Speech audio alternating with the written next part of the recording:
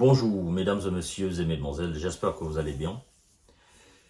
Où que vous soyez à travers les quatre coins du monde. Par cette élection américaine, nous savons dorénavant que les Américains ont une position claire sur les sujets de la géostratégie, de la géopolitique.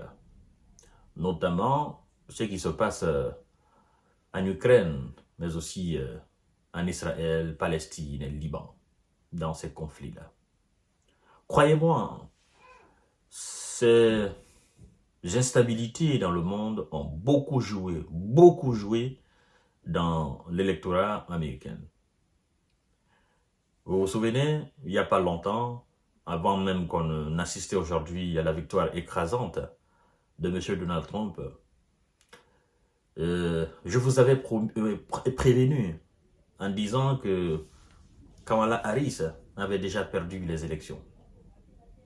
Depuis d'ailleurs, avant même leur premier débat, c'est-à-dire leur première confrontation télévisée que le monde a suivi avec intérêt.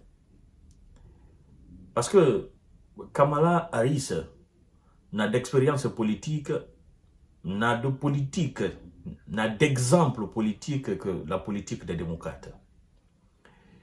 Et la politique de M. Biden, parce qu'ils ont géré les 4 ans ensemble à la Maison Blanche. Et qu'est-ce qu'elle pouvait apporter de nouveau aux États-Unis d'Amérique? Qu'est-ce qu'elle pouvait apporter de nouveau au monde entier? Ben, elle allait continuer tout simplement sur la même trajectoire de son mentor et de son président, M. Biden.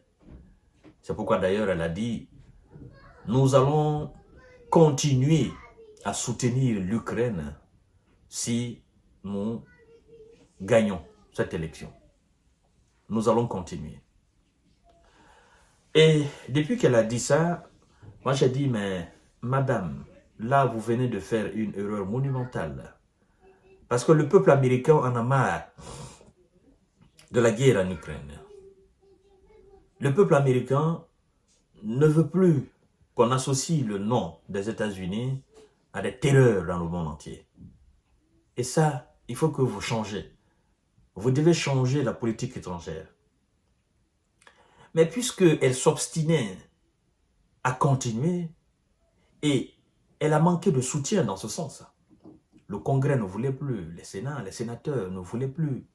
Ils ne veulent plus continuer à dépenser de l'argent, des centaines de milliards à l'Ukraine, pour un résultat inutile. Et toute cette somme colossale, c'est les États-Unis qui travaillent pour effectivement en remplacer. Et donc, le dossier ukrainien et le dossier palestinien, israélien, a été très crucial dans l'opposition de Kamala Harris à M. Donald Trump. Et Donald Trump a été clair là-dessus. Il a dit, je gagne les élections, je règle la question avant même de mettre les pieds dans la Maison Blanche. Aujourd'hui, il a gagné les élections. Alors, qu'est-ce qui va se passer? Évidemment, Donald Trump dit qu'il connaît parfaitement Vladimir Poutine, et nous savons qu'il le connaît. Il dit qu'il connaît aussi parfaitement Zelensky. Nous savons aussi qu'il le connaît. Et donc, il n'y a pas de solution miracle. D'ailleurs, vous devez comprendre que lors, je crois bien, d'un discours de Vladimir Poutine, je crois bien c'était au nord, l'extrême nord de la Russie, il a carrément dit que, voilà, le plan de paix de M. Donald Trump, c'est-à-dire le plan de mettre un terme à la guerre de M. Donald Trump, était appréciable. Alors, comment il a fait cette déclaration s'il n'avait pas connaissance de ce que Donald Trump projetait déjà? Comment Vladimir Poutine pouvait-il apprécier le plan s'il n'avait déjà pas une idée de ce que Donald Trump voulait pour la fin de la guerre?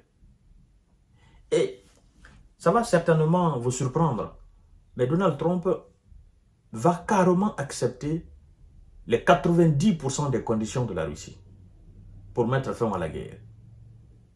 Et ça, c'est clair. Ce que Volodymyr Zelensky ne voulait pas, c'est ce qu'il va accepter maintenant. Il sera obligé d'accepter. Parce que sans l'aide américaine, il n'y a pas d'Ukraine. L'Europe ne peut pas.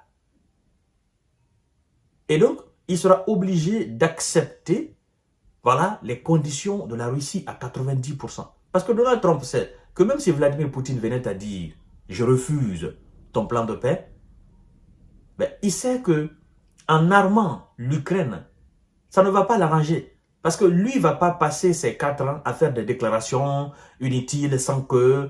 il ne va pas passer ses 4 ans en fournissant des armes et de l'argent à l'Ukraine. Non. Lui, il est venu pour travailler pour le peuple américain.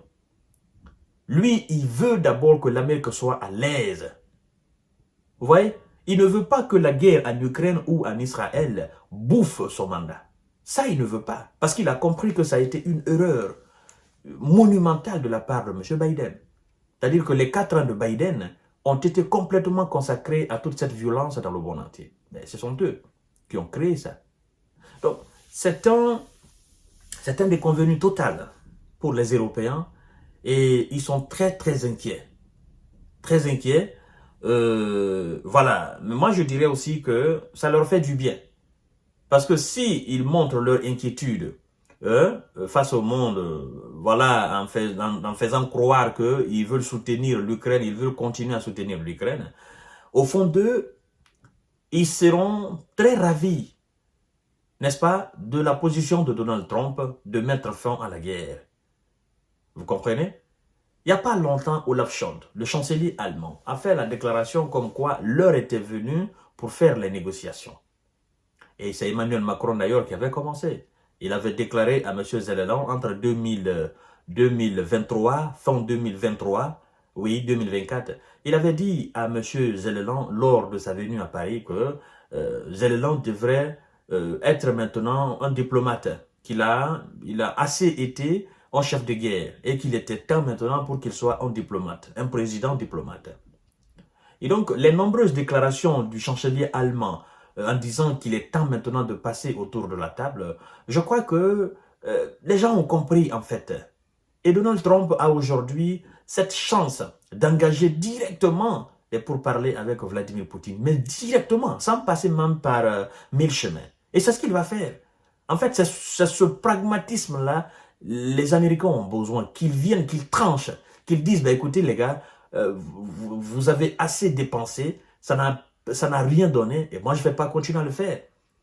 Je ne vais pas continuer à le faire. Je vais carrément dire à mon gars, Vladimir Poutine, ben les gars, écoutez, sincèrement, moi je veux qu'on arrête maintenant cette situation. Ça a été une erreur de M. Biden et il a compris qu'il a commis cette erreur-là. Ben voilà, moi je veux qu'on arrête maintenant. Ouais. Donc mesdames et messieurs, comme je le disais, je ne suis pas un prévoyant, mais comme je le disais que Kamala Harris même avait perdu les élections, ça s'est confirmé.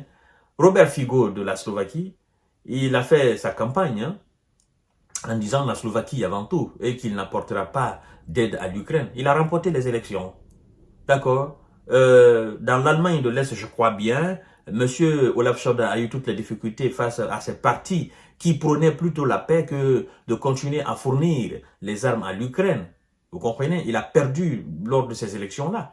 Hein? Il y a des exemples comme ça, terre à terre, dans les pays européens, où lors des législatifs, les opposants, carrément, ils ont bâti leur campagne sur ce slogan-là. On ne va pas aider l'Ukraine si on remporte les élections. Et c'est ce que Donald Trump a fait. Je ne vais pas aider, je vais mettre fin à la guerre si je remporte les élections. Et les Américains l'ont écouté, les grands sénateurs l'ont écouté, parce qu'il faut savoir que les États-Unis, le peuple peut voter pour quelqu'un. Si les grands sénateurs ne vous votent pas, ben vous ne passez pas.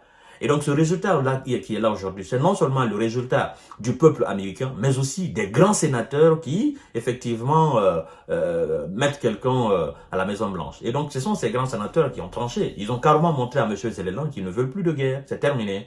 Et donc, c'est un message que les gens doivent comprendre. Je vous reviens tout à l'heure pour notre série d'informations décortiquage. Merci beaucoup.